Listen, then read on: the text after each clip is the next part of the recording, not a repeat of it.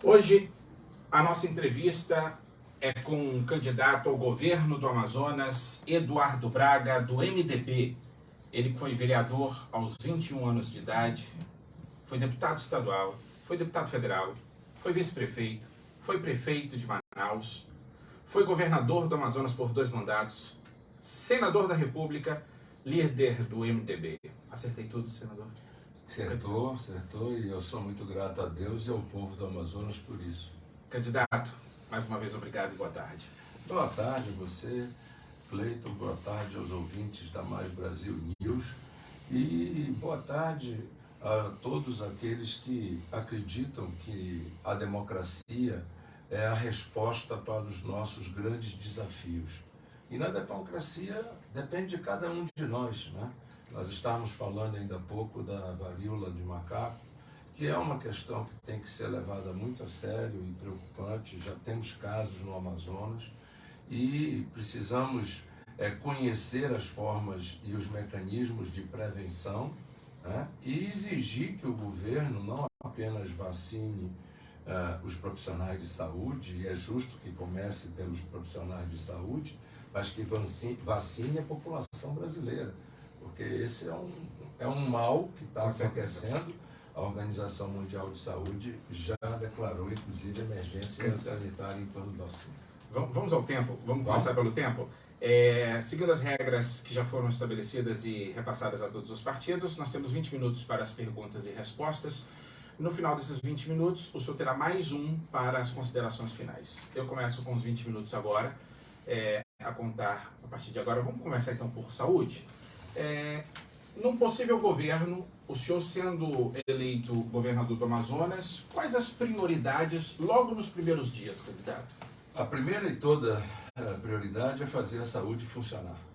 Acabar com essa fila, que é uma fila da morte no CISREG. As pessoas que precisam de atendimento entram para ter consulta especializada e ficam numa fila infindável. Quem precisa de cirurgia fica numa fila infindável. Quem precisa de exames de diagnóstico fica numa fila infindável. O nosso compromisso é que nos primeiros 120 dias de governo nós faremos mutirões das consultas especializadas, mutirões nos exames e mutirões nas cirurgias, tanto na capital quanto no interior do estado do Amazonas, e zerar a fila da morte, a fila do CISREG. O problema não é o CISREG, o problema é o sistema não funcionar. E nós faremos o sistema funcionar, inclusive para a população indígena, com os quais eu estive reunido recentemente. Eu estive agora no Alto Rio Negro, estive agora no Alto Solimões, conversando com o povo, e a reclamação dos povos indígenas é a lentidão do CISREG para a população indígena. Depois precisamos, evidentemente, voltar a investir na saúde. Não se constrói uma maternidade na cidade de Manaus há 10 anos. E no interior? Muito menos ainda. Os últimos hospitais construídos no interior foram no governo do Omar. Eu construí 40 hospitais, o Omar construiu 8. E desde lá não construíram mais nada. Aqui na capital, o último hospital que foi construído foi o Delfim Aziz, que é uma parceria pública-privada lá na Zona Norte. Nós queremos construir um pronto-socorro no extremo norte da cidade de Manaus para poder atender a demanda crescente da população. A cidade está crescendo na região norte. Queremos construir um no extremo da Zona Leste, porque também no rumo do Puraquequara a cidade cresce. E queremos, ao mesmo tempo, pegar toda a rede de SPA e policlínicas que foram construídas quando eu estava no governo, reformá-las e ampliá-las, para que nós possamos geograficamente reorganizar a urgência e a emergência na cidade de Manaus, bem como as consultas especializadas, por isso o nome policlínica. Tá? Fazer com que hospitais especializados, como por exemplo o Hospital de Hanseníase, imagina, o Geraldo da Rocha e o Chapeau Prevot não priorizam mais o atendimento ao hanseniano.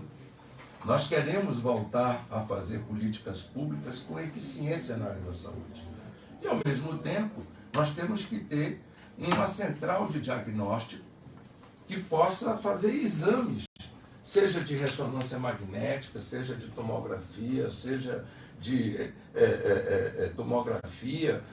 Existem muitos exames hoje que o cidadão acaba tendo que se endividar para fazer na rede privada, porque simplesmente, se ele ficar esperando, ele morre e não consegue o exame na rede pública.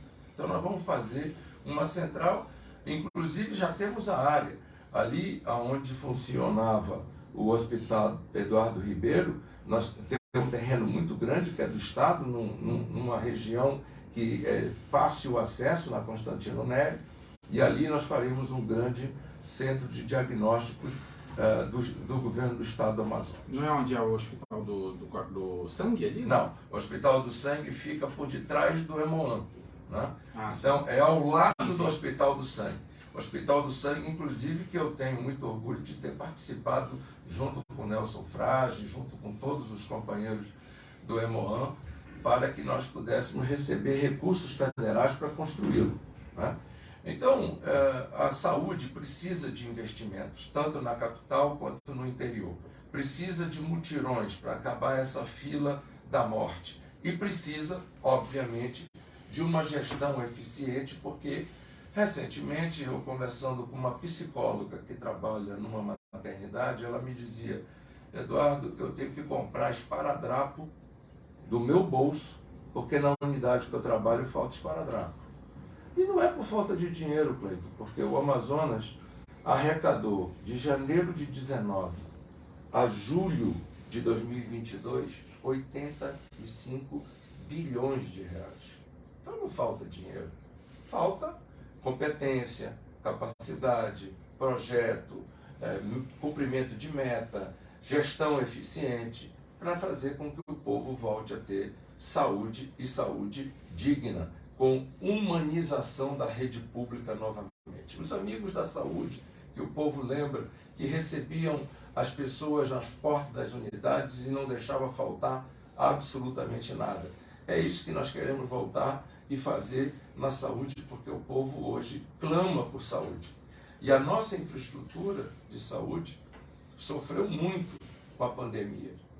E pós-pandemia, quando a gente vê essa questão da varíola do macaco, é claro que é uma outra questão, é um outro tipo de epidemia, um outro tipo de contaminação, mas a nossa rede não está preparada para fazer o enfrentamento. Então, o legado do que aconteceu, mesmo com todo o dinheiro que foi transferido, que foi remetido, não aconteceu no Amazonas. Muita propaganda, mas pouca efetividade. O que eu quero fazer é muita efetividade na área da saúde e fazer com que as pessoas tenham novas maternidades, novos pronto-socorros, novos SPAs, novas policlínicas e que as pessoas tenham acesso, portanto, a uma saúde de verdade. Candidato, a gente já falou bastante sobre saúde. Vamos entrar na seara, então, de segurança pública. A gente tem visto nos últimos índices do Anuário da Segurança, do Mapa da Violência, o Estado do Amazonas, lamentavelmente, descer ladeira abaixo com relação aos números. Num possível governo, o que fazer, por exemplo, para combater o tráfico de drogas? Bem, aí você faz uma pergunta muito importante, porque política pública ampliada. Você tem que ter polícia militar, e nós vamos contratar 6 mil policiais militares já na arrancada do governo. Vamos dobrar o efetivo da Polícia Civil. E vamos investir em muita tecnologia, muita informação e muito planejamento eficaz. Você, quando vai matar a cobra, você tem que mirar na cabeça da cobra, né? Agora, ao mesmo tempo, do outro lado, você tem que ter políticas públicas sociais, socioeducativas, como o Jovem Cidadão, por exemplo, que pegava o jovem e botava no turno e no contraturno dentro da escola e garantia uma renda para a família, para esse jovem poder ter direito à cidadania. Mas tem estrutura para isso? Tem. 85 bilhões de reais é muito dinheiro. E a gente pode captar mais dinheiro ainda, com serviços florestais, sequestro de carbono, tem muita coisa que a gente pode fazer. O que não pode é deixar os nossos jovens entregues da forma que estão, abandonados da forma que estão. Fonte Boa, o prédio da UEA que nós iniciamos há 12 anos atrás está em ruínas em Fonte Boa. O prédio da UEA em Barcelos foi feito e não funciona. Portanto, os nossos jovens precisam de oportunidades, precisam ter acesso às universidades, precisam ter acesso a cursos profissionalizantes. E, de outro lado, nós temos que criar o maior programa de financiamento de micro e pequenas empresas. É através de micro e pequenas empresas que nós vamos gerar milhares de empregos imediatamente. O Pronamp, a nível nacional, me mostrou claramente que nós podemos fazer o Pronamp do Amazonas, criar um fundo de 3 bilhões de reais, um fundo garantidor, chamar os bancos públicos e privados e dizer, olha, nós garantimos inadimplência zero, mas nós queremos uma alavancagem de 5 vezes, vamos emprestar 15 bilhões de reais para micro e pequenas empresas a 4% de juros fixos ao ano. Mas será que é interessante para eles isso, candidato? Se não. Tudo que um povo quer é oportunidade para trabalhar. Não, digo para os bancos. Não, para o banco é zero, porque o fundo garantidor garante que ele vai ganhar 4% com risco zero. Ele não tem risco. Ele tem risco zero. Você chamar o Banco do Brasil e dizer para o Banco do Brasil, você empresta 15 bilhões para micro e pequenas empresas e o teu risco de inadimplência é zero, porque eu tenho um fundo garantidor aqui de 3 bilhões de reais. Esse fundo sairia de onde? Nós temos hoje o FUMIPEC, que foi criado por mim quando eu era relator da Constituição Estadual. Só que ele foi se atrofiando e, lamentavelmente, nós perdemos a potência dentro desse fundo. Nós vamos pegar esse fundo e vamos ampliá-lo. E vamos pegar recursos que nós vamos gerar a partir dos serviços ambientais, seja pela cédula de produtor rural verde, que nós vamos emitir e vamos capitalizar no mercado financeiro. A Bolsa de Valores brasileira já está fazendo esse tipo de operação. Com o mercado de carbono? Não. É mais amplo ainda. É com o mercado de biodiversidade. Você tem a variação de biomassa, você tem a medição da formação de fly rivers, que é a vaporização da água, você tem o carbono, é um complexo de produtos, e você vincula essa cédula creditícia a um produto agropecuário. Imagina a Marfrig, por exemplo, querendo exportar para os Estados Unidos e dizendo, eu tenho um selo verde, porque eu tenho 1 milhão de hectares de floresta que assegura de que a minha produção de carne é verde. E isso lá para o exterior tem um atrativo enorme. Tem um atrativo enorme e agrega valor ao nosso produto. O nosso produto fica mais valorizado. Isso serve para o boi, isso serve para a soja, isso serve para o algodão, isso serve para o milho, isso serve para o trigo, isso serve para muitos dos nossos produtos. E isso traria empregos para o Amazonas também, candidato? Mercado de micro e pequenas empresas, número do IBGE, do Instituto Brasileiro de Estatística. Os últimos 12 meses, de cada 10 empregos gerados no Brasil, 6 foi de micro e pequenas empresas. É claro que nós não vamos gerar emprego só com micro e pequenas empresas. Os investimentos públicos, quando a gente constrói uma casa, a gente gera emprego para o pedreiro, para o auxiliar de pedreiro, para o servente, para o eletricista, para o carpinteiro, para o cara que transporta o cimento, para o cara que transporta a pedra, o material de construção. Ou seja, quando você volta a fazer investimentos públicos, você volta a gerar economia. A economia começa a girar. Então, vamos gerar emprego pelos investimentos públicos. Vamos gerar emprego também pela transformação da silvinita em potássio. Chega da gente ouvir falar e não resolver. Vamos resolver como resolvemos a questão do gás natural.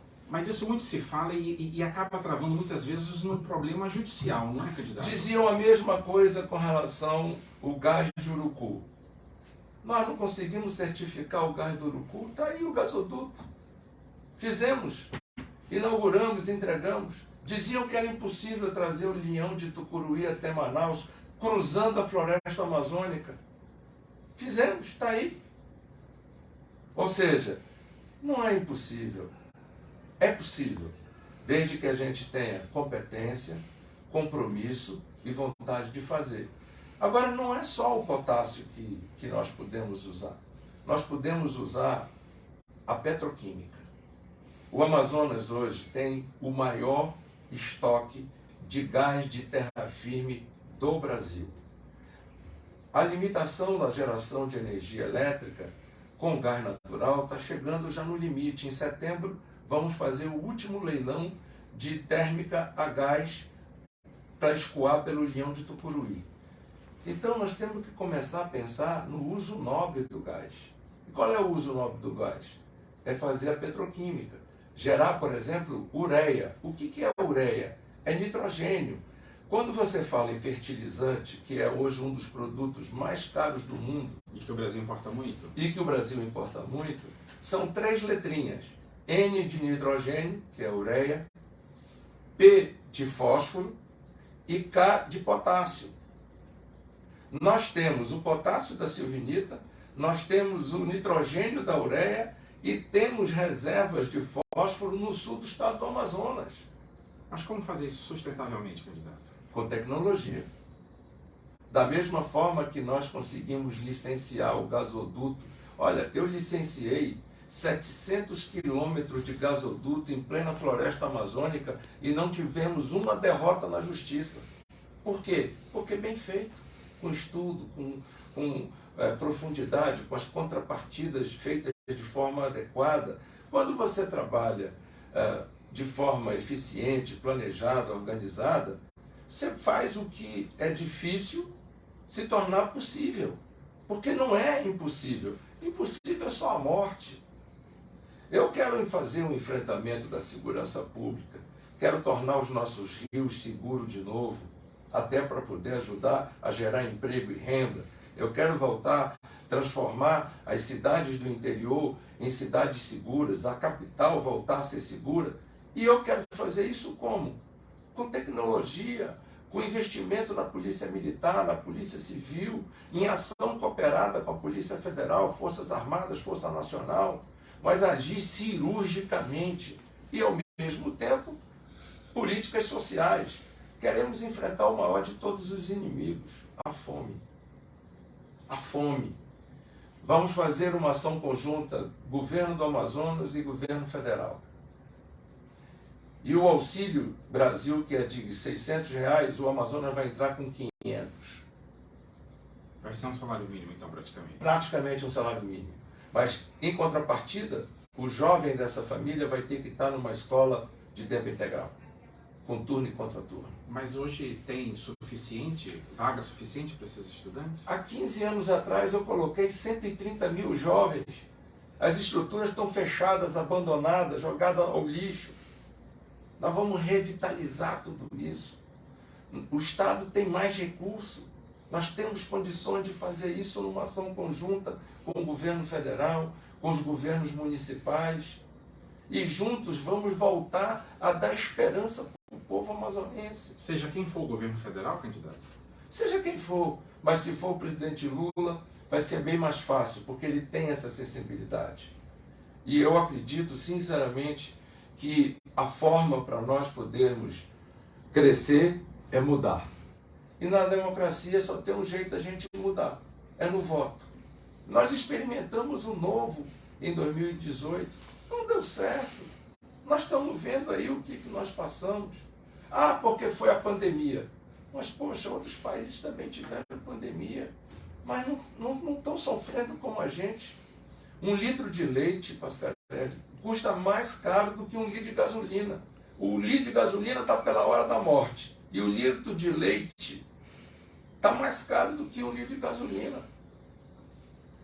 O arroz, o feijão, a inflação no interior do estado do Amazonas, você vê, lamentavelmente, a fome batendo na porta das casas. Com 2 minutos e 20, candidato, o que fazer para que a economia no interior do estado se torne mais sustentável? Para que o interior consiga sobreviver sem depender mais do estado, da prefeitura? Uma das formas é micro e pequenas empresas. A outra forma é a Zona Franca Verde, é trabalhar com sustentabilidade.